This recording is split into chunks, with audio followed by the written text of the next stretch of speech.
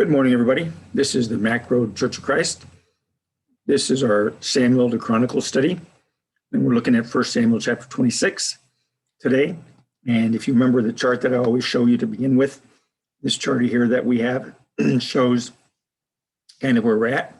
We're in this section here that deals with this period here, where David has been anointed king, but Saul has not yet died. He doesn't actually die till pretty much the end of the book. But we're here where Saul is pursuing David and trying to kill David. And so David is fleeing here during this time here. And Saul is having trouble with the Philistines. And of course, he has trouble with his relationship with God. And so this is where we find them as we enter into 1 Samuel chapter 26. So this is the eSword again, if you're watching this on video. And I'll just read this for you as we think about what happened. And I'm fighting a little bit of allergies, so if you hear me cough, please forgive me. It says, then the Ziphites came to Saul at Gibeah, saying, is not David hiding on the hill of Hachilah, which is before Jeshimon?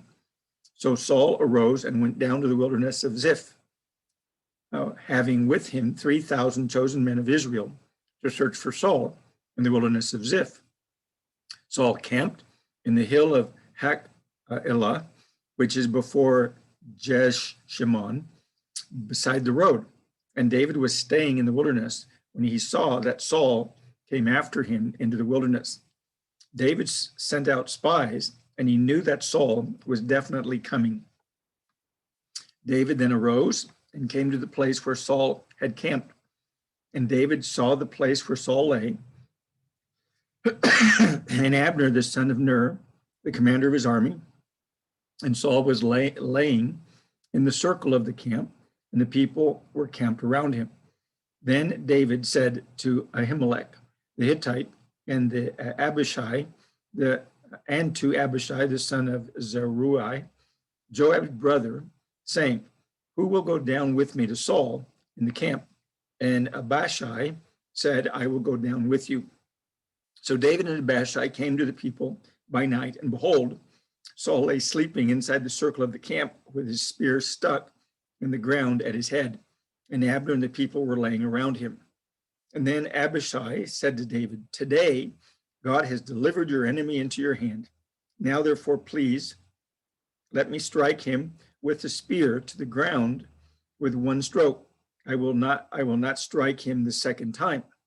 But David said to Abishai, do not destroy him, or who can stretch out his hand against the Lord's anointed and be without guilt?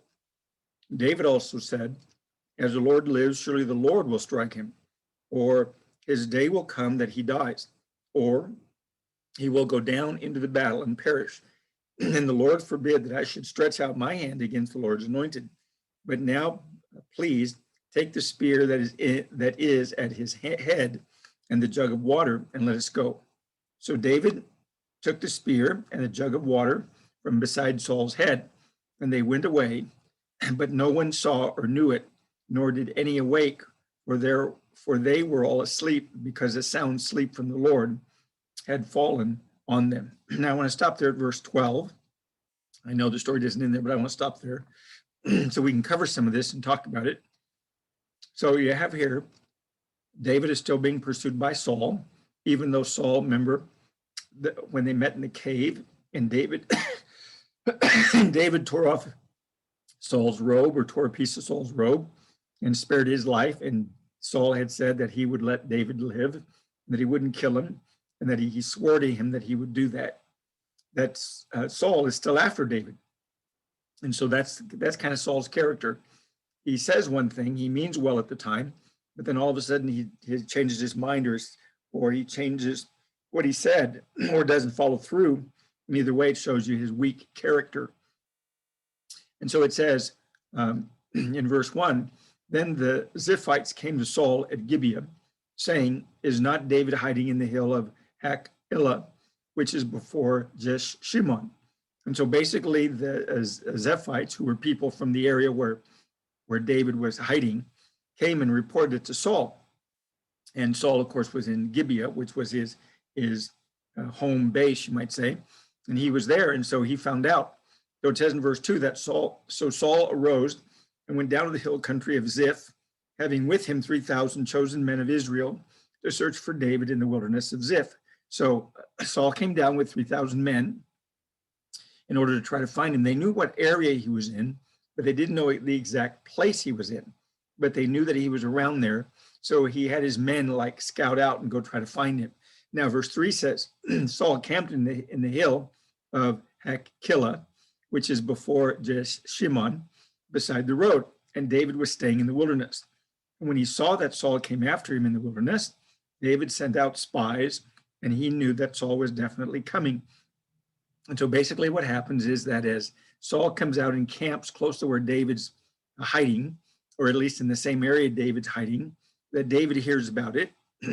And David basically sends out spies to find out exactly where, excuse me, to find out exactly where Saul is, and whether Saul was actually coming out against him, or maybe he was just passing through the area to go fight against the Philistines or something.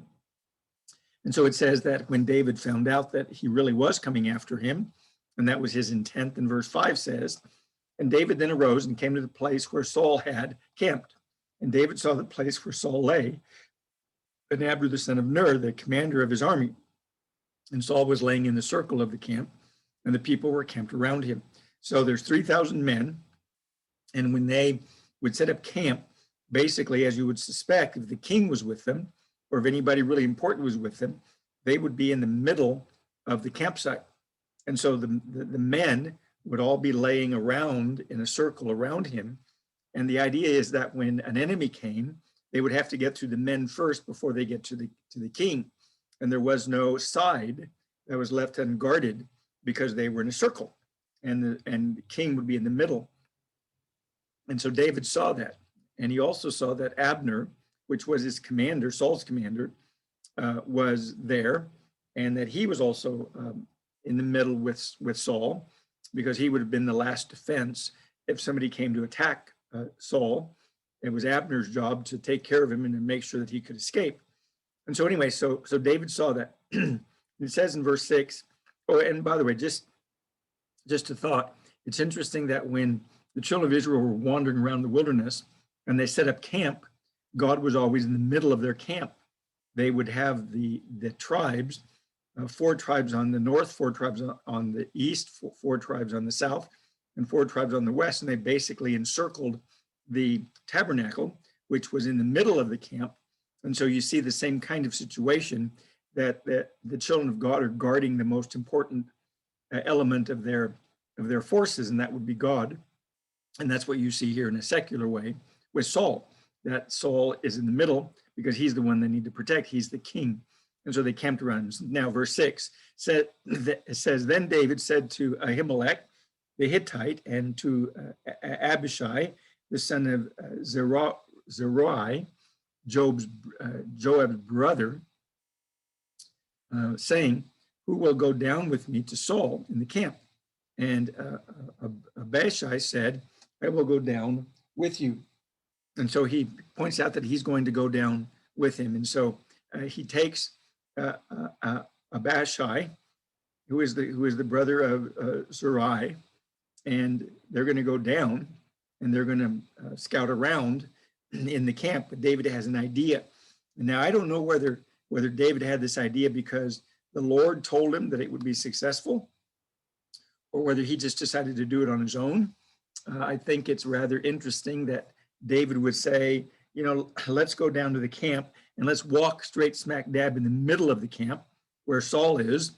So we can, go in and have a nice little walk in the evening. I kind of suspect, and it's just my personal idea, that God had told David that this would probably be successful, his idea of going down there. And maybe David was looking to talk to Saul and see if he could have an audience with him, but we don't know. But anyway, it's kind of interesting that Abishai says, sure, I'll go with you. I'll go down the middle of the camp. And that shows you how brave that Abishai was, and also David. And it says, so in verse 7, so David and Abishai came to the people by night, and behold, Saul lay sleeping inside the circle of the camp with his spear stuck in the ground at its head, and Abner and the people were laying around him. Now, it's interesting that it doesn't say that there were guards, but you would suspect that there had to be guards, that the guards would be there. You know, they would have guards around the perimeter, at least a couple of them, you would think. And yet it doesn't mention that. It says that they were all asleep. And so I find that kind of interesting, but nonetheless, and that's why I think that this was more than just David's idea, but it seemed to be something maybe that was directed by the Spirit, although it doesn't tell us. It says, so, so David and Abishai came to the people by night, and behold, Saul lay sleeping inside the circle of the camp with his spear stuck in the ground at his head, and Abner and the people laying around him. So, you know, like I said, they're in this circle, kind of like when you have a circle of wagons and the Indians are around on the outside. You know, we used to watch in cowboy days. I'm not trying to be offensive or anything, just, you know, showing you a picture that's the way that they were set up, except Saul would be in the middle of his camp and Abner, his commander, would be with him.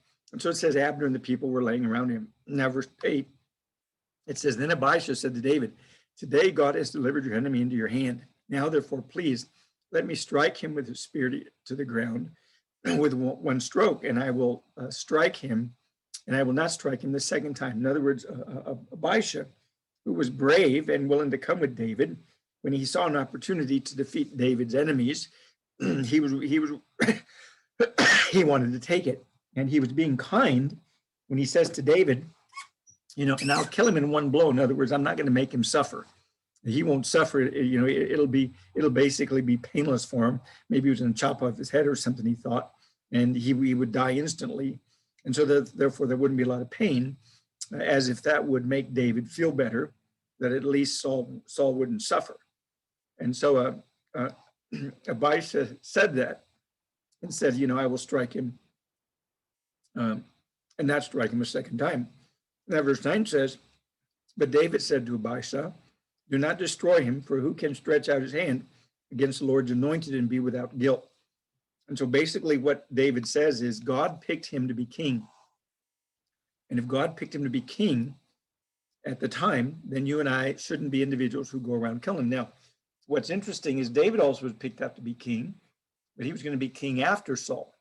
And so David was just waiting his turn. Now, it says in verse 10, and David also said, as the Lord lives, surely the Lord will strike him, or his day will come that he dies, or he will go down into battle and perish. And so David says that I'm not going to kill him, even though he has an opportunity to do so. And even though Abishai thinks that this is from the Lord, and this is that second incident that we have, where I think God is trying to show us and get us to understand that sometimes just because circumstances seem to fit some idea that we have, but it goes against what God actually said or what God actually did, then we actually need to trust what God said or what he did rather than trusting in the circumstances or the situations. I've told you before of individuals, for example, who,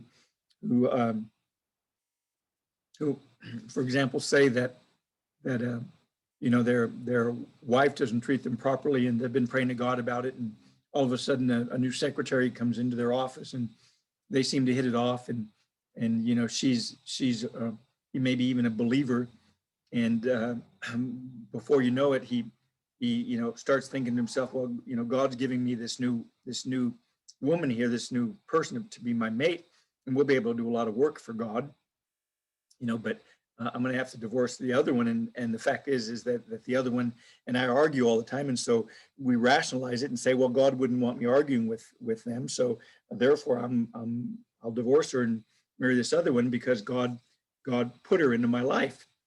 And what we need to understand is that that's the same example you have here with God giving David an opportunity to kill Saul if he wanted to.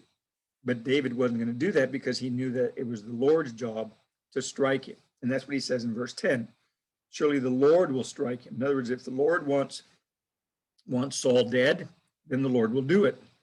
And that's what we need to understand. If the Lord wants me to be free so I can marry somebody else, then God, has a number of ways of if I could say it this way, and I'm not saying this for me, I'm just saying this as an example. I don't want anybody to think that I don't love my wife, I do. But in the example, God could take, a human life any way he wanted, sickness, accident, disaster, all sorts of different ways. If God truly wanted a man to be able to marry somebody else and be free from his wife. And so that's what David is saying here. David is saying, I'll just abide my time. And when God decides that it's time for Saul to be killed, then that's when Saul's kingdom will end. Because you remember that a kingdom was based on the lineage or the bloodline of the person who was the king. And so that's what he's saying here. But notice that David is trusting God. Now, David also has a promise from God that David is going to be the king. Now, it might not look like it right now, and David might wonder how many years he'll have to wait. But nonetheless, David understood that God was going to make him king, and therefore he wasn't willing to kill Saul. And so we need to remember that story, especially in our lives when circumstances seem to come that look like God wants us to violate his will, or that he's encouraging us to violate his will, when in reality it could be nothing more than a test to find out if we're going to be faithful to what God has said instead of what we want. Now in 1 Samuel 26 and verse 11,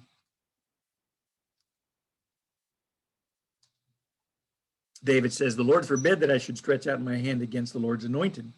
But now please take the spear that is at his head and the jug of water and let us go." And so basically what he's saying is, I'm not going to kill him, but I am going to show to him again a second time that I had the opportunity to kill him. I had the opportunity to end his life and become the king, and yet I haven't done it because I'm not his enemy. Verse 12. So David took the spear and the jug of water from beside Saul's head and went away, but no one saw or knew it, nor did any awake, for they were all asleep, because a sound sleep from the Lord had fallen on them. And this is part of the reason why I wonder if maybe God had not moved David to do this, because God was putting the men to sleep where David wouldn't have to worry about waking them up. Because we're talking about soldiers who are on alert, and usually they wake up at the drop of a hat or the breaking of a twig. They'll get up, and especially if there were guards and the guards fell asleep, the guards usually don't do that. Anyway, they had a sound sleep from the Lord, and David then was able to sneak in and sneak out without them even realizing that he had done that. Now, picking up our reading, verse 13. It says, "Then David crossed over to the other side and stood on top of the mountain at a distance, with a large area between them. And David called to the people and to Abner, the son of Ner, saying, 'Will you not answer, Abner?' Then Abner replied, 'Who are you who calls to the king?' So David said to Abner, 'Are you not a man? And who is like you in Israel? Why then have you not guarded your lord, the king? For one of the people came to destroy the king, your lord. This thing that you have done is not good. As the Lord lives, all of you must surely die, because you did not guard your Lord, the Lord's anointed. And now see where the king's spear is and the jug of water that was at his head.' Then Saul recognized David's voice and said, 'Is this your voice, my son David?' And David said, 'It is my voice, my lord the king.' And he also said, 'Why then is my lord pursuing his servant? Or what have I done? Or what evil is in my hand? Now therefore, please let my lord the king listen to the words of his servant. If the Lord has stirred you up against me, let him accept an offering. But if it is men, cursed are they before the Lord, for they have driven me out but today, so that I would have no attachment with the inheritance of the Lord, saying, go serve other gods. Now then, do not let my blood fall to the ground away from the presence of the Lord. For the king of Israel has come out to search for a single flea, just as one hunts a partridge in the mountains.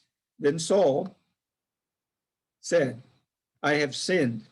Return, my son David, for I will not harm you again, because my life was precious in your sight this day. Behold, I have played the fool and have committed a serious error. And David replied, behold, the spear of the king. Now let one of the young men come over and take it. And the Lord will repay each man for his righteousness and his faithfulness. For the Lord delivered you into my hand today. But I refuse to stretch out my hand against the Lord's anointed. Now behold, as your life was highly valued in my sight this day, so may my life be highly valued in the sight of the Lord, and may he deliver me from all distresses. Then Saul said to David, blessed are you, my son David. You will both accomplish much and surely prevail. So David went on his way, and Saul returned to his place. So as we looked at this section here, beginning in verse 13, we notice what happens as a result of David having stolen the spear or taken the spear and the jug of water that was by Saul's head. It says, then David crossed over the other side in verse 13 and stood atop the mountain. Remember, they were at this mountain, and so he made sure he was a distance away where Saul couldn't shoot an arrow at him or throw a javelin or a spear at him. And so David, moved away in order for this to happen. And it says that then David crossed over to the other side and stood on top of the mountain at a distance with a large area between them. And David called the people and Abner, the son of Ner, saying, will you not answer Abner? Now remember, Abner is the commander of his army. Abner is the one who's in charge of the training, in charge of making sure the army knows what they're supposed to do, and assigning each person their post. And so Abner is the individual who gets blamed if something happens. And so that's why David is calling to Abner. And so Abner says, who are you? Who's calling to the king? Who wants to talk to the king? He's got to come through me. And so verse 15 says, so David said to Abner, are you not a man who is like you in Israel? Why then have you not guarded your Lord the king? For one of the people came to destroy the king, your Lord. Basically, what David says is to Abner that you're in trouble. And the reason you're in trouble, Abner, is because you didn't guard the king. And we understand that if guards were guarding someone and that individual was taken captive or was killed, that the guards would then receive the punishment that was due that individual who had done it. And so since David had come in and, could have killed the king, and David then would have been executed when he would have been found out, that's what he's saying it should happen to Abner. Abner should die because Abner was guarding the king and he let his charge be destroyed. So he says in verse 15, why then have you not guarded your Lord the king? For one of the people came to destroy the king, your Lord. This thing that you have done is not good. As the Lord lives, all of you must surely die because you did not guard your Lord, the Lord's anointed. And now see where the king's spear is and the jug of water that was at his head. In other words, David says, you guys should all die because because Saul, your Lord, could have been killed. And how would they know he could have been killed? Because David says, well, where's his jug of water? And where's his spear? You see, his spear and his jug of water were right at his head. And so if somebody took his spear and his jug of water, then it meant that they were in a position where they could have killed him. And so that's why David says, where is the spear? Where's the jug of water? At his head. In other words, you're all guilty, and here's the proof of it, as he shows the jug and the water, or as he shows the spear and the jug of water. And so as that was going on, that dialogue was going on, then Saul interrupts and says, and recognizes David's voice and says, is this your voice, my son David? Notice that he calls him my son David. And David said, it is my voice. And notice how David answers him. He said, it is my voice, my Lord, the king. Now, David doesn't say, it is my voice, and, you shouldn't be king. Your God has left from you or removed you. He doesn't say any of that. He says, number one, that David acknowledges that Saul is David's Lord. And of course, we're talking as a king, and that he is the king of Israel. That until he dies, David is not going to assume the throne, because you can't have two kings trying to rule at the same time, because that causes a civil war or civil disorder. And so in verse 18, he also said, why then is my Lord pursuing his servant? In other words, notice that David says, I'm your servant. Why in the world are you trying to kill one of your servants? Why are you trying to kill your butler or your baker? Why in the world would you do that? They're servants of you. They help you. And so David was recognizing that he helped Saul in his battles and helped Saul against the Philistines. And it says, for what have I done, or what evil is in my hand? In other words, David says, show me the wrong that I've done. And certainly this reminds us of Jesus. When Jesus was being tried, and they were bringing up, trumped up charges against him, and he hadn't done anything wrong. And that's basically what David is saying here. I haven't done anything wrong. What evil have I done? Prove to me something that's worthy of me being executed. And David would no doubt have given himself up if he had done something wrong. Now, verse 19. Now, therefore, please let my lord the king listen to the words of his servant. If the Lord has stirred you up against me, let him accept an offering. But if it is men, cursed are they before the Lord, for they have driven me out today, so that I would have no attachment with the inheritance of the Lord, saying, go serve other gods. In other words, what David is saying is, look, tell me what I've done. If I have offended God or offended you some way that requires a sacrifice, David says, I'm willing to give it. He says, but if it's something men are doing, if it's men who have said that, I have done something wrong or evil, then they're going to be cursed, and cursed are they before the Lord. And that also certainly reminds us of the Apostle Paul, who was named Saul, who had been persecuting God's people. And since he was persecuting God's people, God appeared to him, because either he needed to stop so that he wouldn't be punished, or he needed to start helping God's people. And so he decided to help God's people and follow the Lord. But that's the same thing that you have here that David is saying. If you're fighting against God's people, then you're going to be cursed. God is going to curse you. God fights for his people. God loves his people. He's the warrior for his people. And if we fight against God's people, we're fighting against God. And so he then says, for they have driven me out today, that I would have no attachment with the inheritance of the Lord, saying, go serve other gods. In other words, what David's saying is, if it's from men, they're making me leave Jerusalem, where the temple is, and they're making me go out and have to serve some other god, because I can't serve God. They're not letting me serve God. Now David's not saying that he's going to go serve other gods, but David is saying if they drive you away from serving God, there are no other gods to serve. And so he would have to serve one of the other gods, which really wouldn't be a god.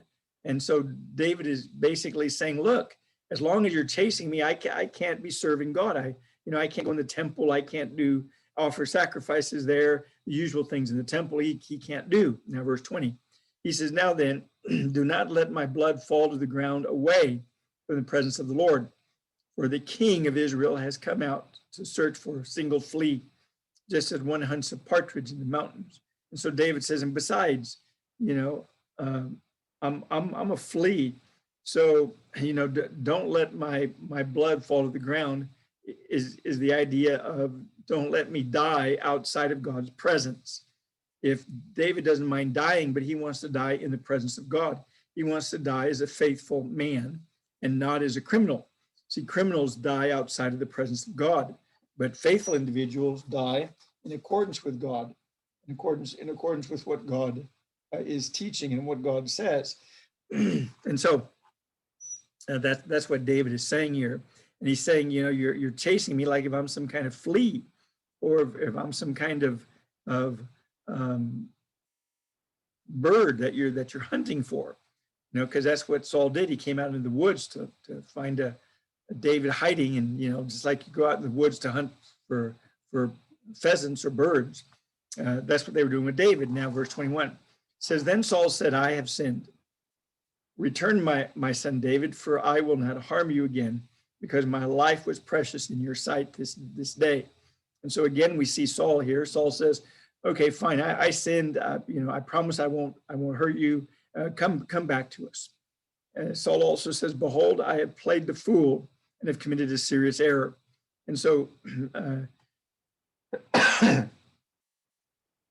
Saul says that he's committed an error. And notice that he doesn't use the word for sin; he uses the word error. In other words, he's made a mistake. Not I've sinned. Not I'm not in the right relationship with God, but just the idea of I've made a serious, you know, miscalculation in judgment. Verse 22, it says, "And David replied, Behold the spear of the king. Now let one of the young men come over and take it." And so David wasn't, you know, trying to steal anything from Saul. He was just simply trying to point out that he had the opportunity to kill him, but he didn't kill him. Now, verse 23 says, "The Lord will repay each man for his righteousness and his faithfulness." And so I want you to notice that David recognizes that he's working for God. He's not working for the people. He's not working for King Saul, although he is King Saul's servant. David is not going to do anything contrary to what God would want him to do. And so he points out that the Lord will repay each man for his righteousness, his faithfulness. In Ephesians chapter 6, it talks about the fact that if we're slaves, we're supposed to work as pleasing God and not men. And that's basically what David is doing here. David is saying, you know, God's the one who's gonna reward the faithful. He says, "For the Lord delivered you into my hands today, but I refuse to stretch out my hand against the Lord's anointed."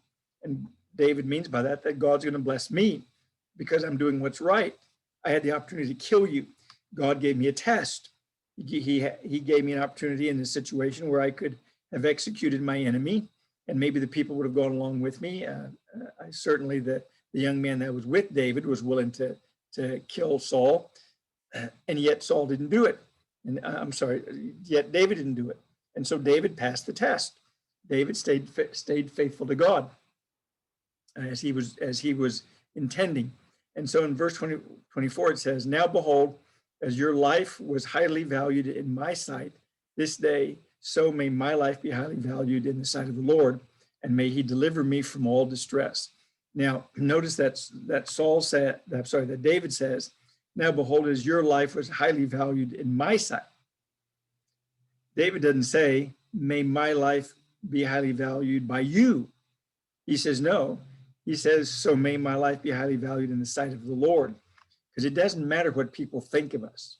What matters is, what does God think of us? What matters is, how does God see us? If we're trying to please men, we're not going to be servants of God. What matters to us is, how does God see us? And how are we striving to serve God in all that we do? And he says, "And may he deliver me from all distress." In other words, God is the one that David is putting his trust in. He's putting his trust in God, and God's going to deliver him. So David doesn't have to go out and kill Saul or cause Saul to die. God will do it at God's own time, and David is trusting God and knows God will do that. Now, verse 25. "Then Saul said to David, Blessed are you, my son. You will both accomplish much and surely prevail." So David went on his way, and Saul returned to his place. And so basically, Saul goes back to where he lives, and David doesn't go with him because Saul can't be trusted. And that's one of the things that we see in here, is the difference between the character of David and the character of Saul. David could be trusted. God could not be trusted. Now, one thing I want to mention about both of these stories that deal with David not killing Saul, because Saul is the Lord's anointed. I want you to notice down here in verse I want this verse here.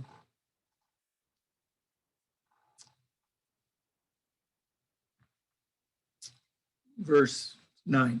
This is 1 Samuel 26:9.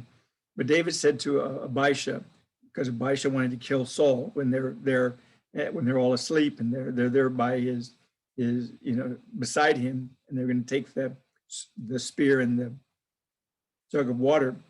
And so David says to Abishai, do not kill him, for who can stretch out his hand against the Lord's anointed and be without guilt? And so you have the expression, the Lord's anointed. Now in the Bible, there were three groups that were anointed. There was the priests, prophets, and kings, and they're the anointed ones of God.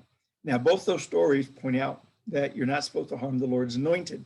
Now, sometimes people say, well, I go to a church where we have an anointed leader, and that leader, can't be removed or can't be taken away because he's anointed by the Lord. But the problem is there's no place in the scripture where it talks about that kind of anointing, where God anoints some man to some position in the church. Now, the apostles had the anointing of the Holy Spirit. And so as apostles, they then were individuals, but you don't find any place else where God tells individuals that they're anointed by the Lord, and therefore that they aren't to be individuals who are to be criticized, or who aren't to be questioned, or who can't be removed from their office if they're not doing what's right. Matter of fact, that whole system is really a political and an institutional view of the church. When you understand how the church really is, then none of that makes sense. And that is that the church is simply a group of people who are trying to serve God. And you have some individuals that seem to be and are pointed out to be as elders, people that you can use as examples to follow Jesus. And nobody really has the anointing right over other people to tell them what to do in God's church. But in some religious groups you do. And so sometimes people use this to say, well, we can't say anything against him because he's the Lord's anointed. But that's not true. This is talking about the king, and the king being anointed by God, and everybody knowing it because one of the prophets anointed him. And so just wanted to kind of point that out as we leave those two stories that are similar. Now chapter 27.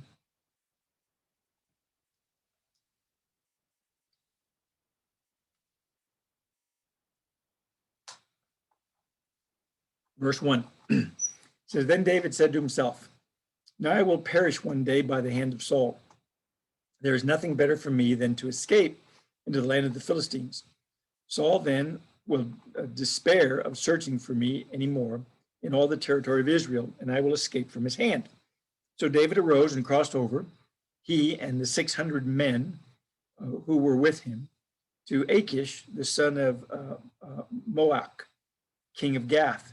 And David lived with Achish at Gath, he and his men, each with his household, even David with his two wives, Ahinoam, the Jezreelite, and Abigail, the Carmelite, Nabal's widow. Now, it was told Saul that David had fled to Gath, so he no longer searched for him. Then David said to Achish, if now I have found favor in your sight, let them give me a place in one of the cities in the country, that I may live there. For why should your servant live in the royal city with you? So Achish gave him Ziklag that day, and therefore Ziklag has belonged to the kings of Judah to this day. Then the number of days that David lived in the country of the Philistines was 1 year and 4 months. Then David and his men went up and raided the Gershurites and the Gerizzites and the Amalekites, for they were the inhabitants of the land from ancient times, as you come to Shur, even as far as the land of Egypt. And so, all right. Now, it's interesting that we just read this story about David with the spear and the jug of wine, and that the jug of water, that he did not kill Saul. And Saul said that, he had made a grave error, and that David was righteous. And so he said to David to well, he didn't really ask forgiveness, but basically he said, that David was right. And so he went back, and it says that he went back, and David then went in the wilderness. But now we see that apparently Saul again changed his mind, because it became so intense that David was fretting the fact that he might be killed. It says, then David said to himself, now I will perish one day from the hand of Saul. So he didn't believe Saul's character. He didn't believe that Saul would keep his word. And probably what happened is that Saul, when he got back home and thought about it for a couple of days, then again sent individuals out to try to find out where David was in order to kill him again. And David, basically got frustrated because he's living in Judah. And so therefore all the people of Judah are supposed to be subject to the king, and the king was Saul. And so wherever he would go, they would go tell Saul that, David was hiding there. And so anyway, so therefore it says, there is nothing better for me than to escape into the land of the Philistines. So David figured that the best thing to do is go to the enemies, because there was this conflict between Saul and the Philistines all the time. And Saul didn't do, such a good job once he lost David as his commander, or as part of his army.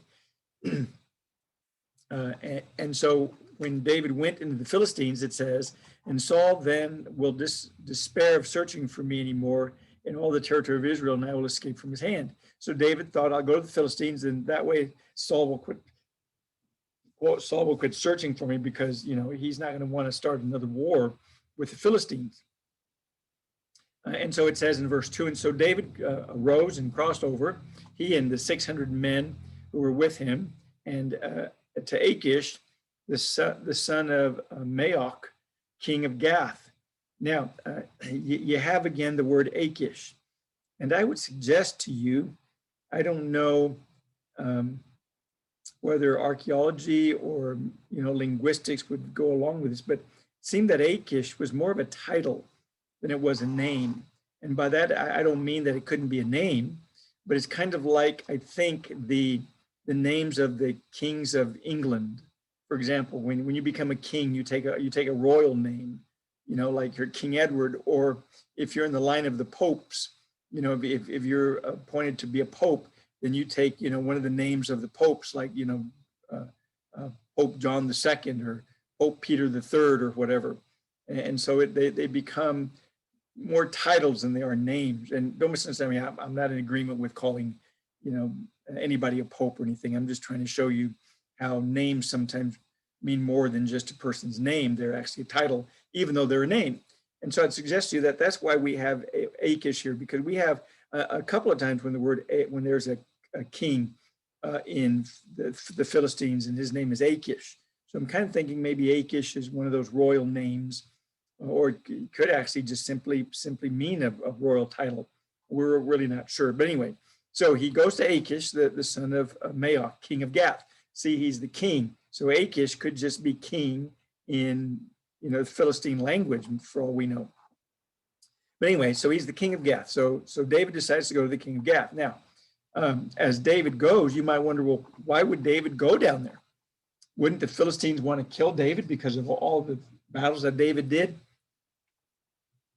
Well, yeah, they probably would. As a matter of fact, the first time he went, remember, he had to feign being crazy because Achish wanted to kill him. See, there's that name Achish again, because Achish, was told that David was the guy who killed, thousands of Philistines, and Saul only killed 1,000. And so you might wonder why David would then go to the Philistines. Well, the answer is because from that time that he first went to talk to Achish, the first one, and he wasn't allowed to stay there, Saul has been after him. And no doubt everybody knew that David had fallen out of favor with Saul, and Saul was out to kill him. And matter of fact, the stories of probably Saul doing that and wanting David dead were probably circulated around. The grapevine is one of the fastest sources of information you can find in the world, even before the internet. And so it says, and so he came to Achish, and it says, and David lived with Achish at Gath. So Achish decided to take David with his 600 men and all, everybody who was with them, he and his men, each with his household. So you have 600 men. You would have 600, probably 600 wives, or maybe, 2/3 of that. If you had some men that weren't married, maybe. but you'd have at least half of them would have wives, and some of them would probably have some children even. And we know that's true because of some of the next incidents that we find. And so, we're talking maybe 1,000 people that Achish was letting live there with them, along with David and his 2 wives, Ahinoam and the Jezreelite, and Abigail, the Carmelite. And now verse 4 says, now it was told Saul that David had fled to Gath, so he no longer searched for him. So it worked. David was going to get a little bit of peace now, because Saul wasn't going to be searching for him. He wasn't going to go over into the area of the Philistines and maybe start a war or a conflict. That's not what Saul wanted. Saul really didn't like conflict, and Saul really didn't want to stand up to anybody and defeat anybody or fight anybody. And so he stopped searching for him. Now verse 5. It says, then David said to Achish, if now I have found favor in your sight, let them give me a place in one of the cities in the country, that I may live there. Why should your servant live in the royal city with you? And so basically David says, you're having to take care of me. Why don't you just give me my own city? Give me a small little city somewhere in the country. And me and my men will live there. And basically, we'll be your servants is what they're saying. Because notice he says, for why should your servant live in the royal city with you? Now, verse 6 says, so Achish gave him Ziklag that day. Therefore, Ziklag has belonged to the kings of Judah to this day. So that city now belongs to David and his dynasty. It was given to them.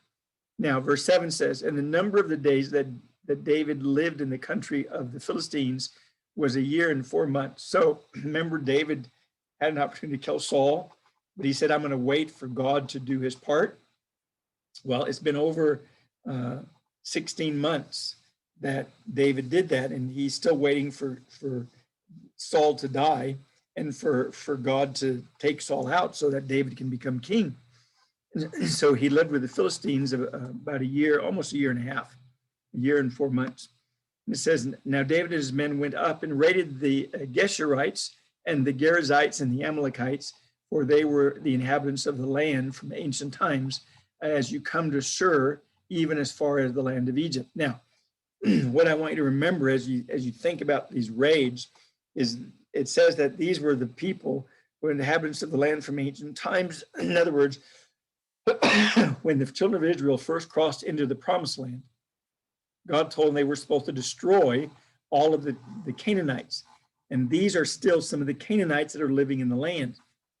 Remember in the book of Judges, it said that Israel didn't kill all of the Canaanites that were in the land. They left pockets of Canaanites. And so that's what these are that David is attacking. And so he's making raids on these cities that are in the area of Israel. And because actually that whole area, even where the Philistines are, was supposed to belong to Israel.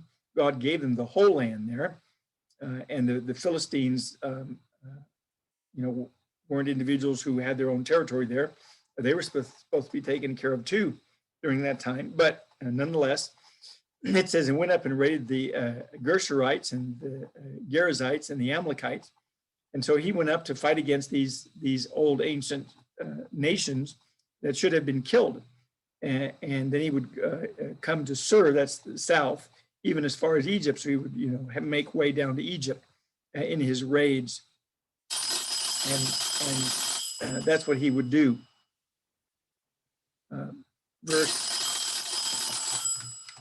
Verse 9 says,